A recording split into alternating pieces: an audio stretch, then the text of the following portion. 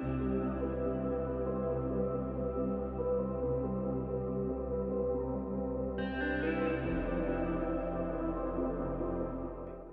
I'm Karen from theneedlefelter.com.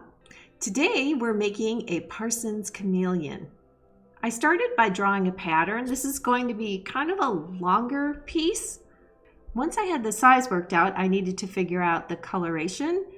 So I made another copy of it and then colored that in with colored pencils. So I think this is the look I'm going for. This is lighter than the final one will be, but basically he'll have some blues and turquoise across the top and then some little more greens in the tail and the underside with a sort of yellow-orange eye.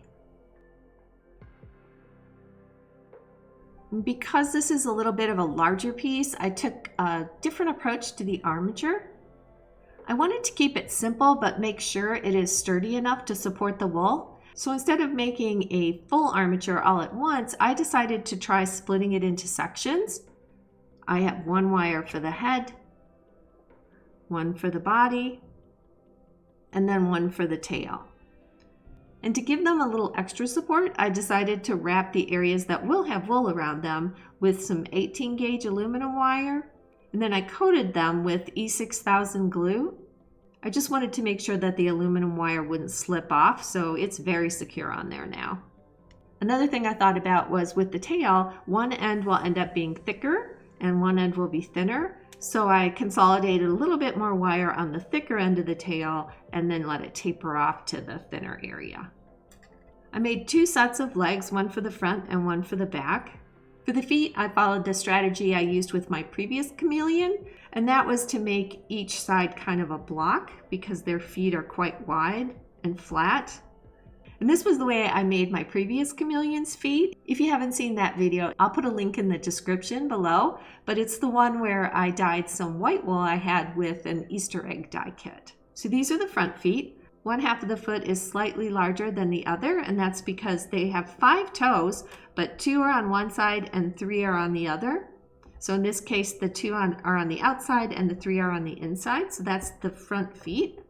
And then for the back feet, these are a little larger because I'm making my back feet a little larger. And then also the back feet have 3 toes on the outside and 2 on the inside. So my plan is to build these pieces individually and then attach them together. So this chameleon will have claws. They'll be a little larger than I have them on my pattern. I decided to create them separately and then insert them in the wool once I have the foot constructed. I created each claw out of Cosclay, put it on the wire, and then I stick them in a little balled up piece of aluminum foil, and I put those in a cupcake paper because it helps the foil stay put and not roll around in the oven. So hopefully you can see it. It helps keep them apart. And then I baked them according to the Cosclay instructions. After the claws were baked, I pulled each one off its wire, dipped the wire in a little bit of E6000 glue, and then just slid the claw back on. That way they're really securely on the wire. The reason that I went with Cosclay over something like epoxy sculpt or sculpty clay is that Cosclay remains just slightly flexible. I can actually bend this and it won't crack. The flexibility helps just in case the piece gets bumped or dropped. Hopefully the claws would survive. Started working on the core wool for the chameleon. I've been checking reference photos to help me figure out where the body is the widest and the narrowest. And then this is the beginning of the tail. So the tail will connect here. I only put core wool on part of this. This thinner area will just have top coat on it so that when I felt through them, so if you're felting this way, you don't want to push core wool into your color. And then I've also started working on the head, and this will be connected in here. For the feet, I've just sort of set the claws in place, have some preliminary top coat on. This isn't the final color. I'm just kind of building up a base. And again, because these are relatively thin, I want to use top coat, not core wool here. I noticed as I was working on the chameleon's front and back legs that the hands I had made were a little bit too long. So what I did to correct that was I made a cut in the wool and then pulled off some of the wool at the top around the base of the wire. And then I bent that wire into sort of a wider rectangle. So I just sort of increased the length of the bend on either side. And that both shortened the fingers and made the hand or paw a little wider. Now that they're more in proportion to the overall piece, I started adding some core wool to the legs. So now I have my back legs and my front legs are pretty much ready to start adding color to them. And then I also worked on the head quite a bit. Let me move these out of the way and I can show you. So I'm building up the top of the head, and I did this by making my own felted sheet and then started building up core wool behind that, and then made 2 round balls for the eyes. And now I'm working on building up the jaw. I've been working on the tail. I added more core wool to the tail, and then I'm putting this initial layer of green on it. This is a custom mixed blend, so there's some greens and blues in it. And it's a mix of merino and some just random roving that I had. And then I've worked a lot on the body. I guess it should go this way. So I had to build up the top, the sort of top of the back. So I added a lot of wool here, a lot of wool at the shoulder also. And then I've kind of got this dip in here. This is going to be where the shoulder sort of connects, and then the dewlap starts. And I went ahead and glued in my feet. So they're wired in now. What I had to do was bend the wires back. I don't know if hopefully you can see that the wire is facing back, and the same with the back legs. The wire is facing forward. And I'm leaving them bent out a little bit now just because I want to get some wool under them, a little bit of this green color. And then I can, once I get the color on the body, I can bend the legs into position. And also they're a little bit, let me put this out of the way so I don't poke myself. They're a little bit floppy right now because I just put enough glue to hold them in place so they won't come out. But I will be adding more core wool to the back because I need to fill in this area because the tail is probably going to connect about here. And so I need to add quite a bit of core wool there to make that, bridge that gap there. And a little bit probably, maybe I'm not sure if I'll add it to the head or the neck. But I think I'm still going to continue to work on the head separately and then attach it and add the dewlap once I get it attached to the body. So I've started putting color on the chameleon, and I began with the tail just because I thought if I could work out the gradient for the tail, then I could just apply it to the rest of the body. So as you can see, it's involved a lot of color blending. And I've been using just this one sort of charcoal color, black, for the stripes. I'm happy with the placement of these stripes. I'm going to roll the tail up like this. I may need to bring them down just a little bit, but I don't want to bring them all the way around. The bottom of their tail is a little bit lighter and the stripes aren't as visible. So this will be attached to the body when the time comes, and I need to add one more stripe near the attachment. And then for the body, I've done a lot of blending and making sort of little gradients. And I've started adding the stripes. They're not wide enough yet. And I'll have to probably lighten them a bit, although they do seem to be a little bit darker toward the top. There's also a little bit of a darker, almost shadow that goes along the top of the spine here. So I'm going to have to add that. But I'm really happy with the placement of these stripes. Not sure, I feel like I need to do a little bit more work on the legs. I like the feet are working really well. They stand well. So I painted the eyes with a gold metallic nail polish. And I have 2 sizes, they're just slightly different. And I still haven't done anything with the head yet. My thought was to get the body and the tail worked out and then do the head last. I'm really looking forward to working on the head because of that sort of warty growth that they have there. It's going to be a lot of fun. I've added a little more detail to the chameleon. Around the edges of the black stripes, I added some gray, just wisps of wool to soften those edges. I worked along this sort of ridge along the top of his body, and of course attached the tail. The tail does hold its shape pretty well. So I think reinforcing the wire in there was the right thing to do.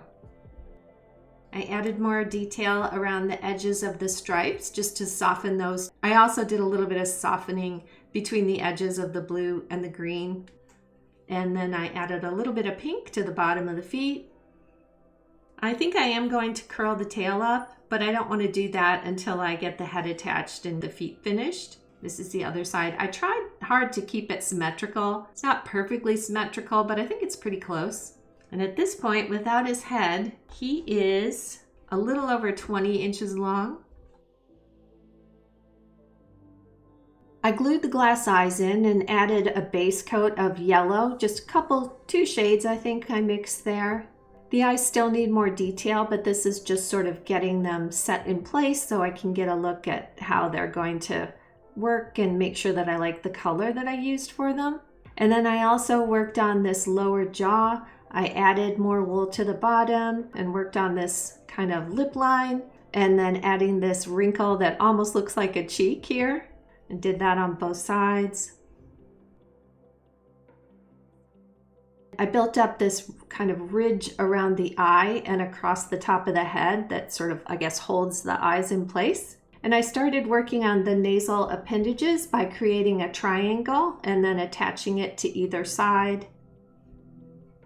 So far, I think the head's coming along well. Can compare him here.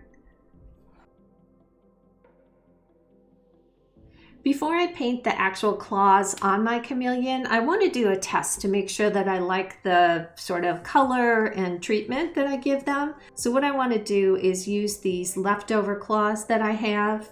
I mixed a kind of, I guess, grungy, sandy looking color using these two colors of matte folk art acrylic paint. I bought this at Hobby Lobby, so I'm using Podge Yellow and Mushroom. I just want to do a light coat of paint on these. I don't want it too thick, so if there's any extra, I want to sort of pull it off so it's just sort of a thin coat. And I did water the paint down quite a bit. So there's one. And then I'm going to reuse my aluminum foil ball in a cupcake tin. Just poke it in that to let the claw dry. I used some olive green chalk pastel, and with a soft bristle brush, I layered that around the base of the claws. This created a subtle gradient that I think helped make the claws look more realistic. And then to seal in the pastel, I coated the claws with 2 coats of satin Mod Podge.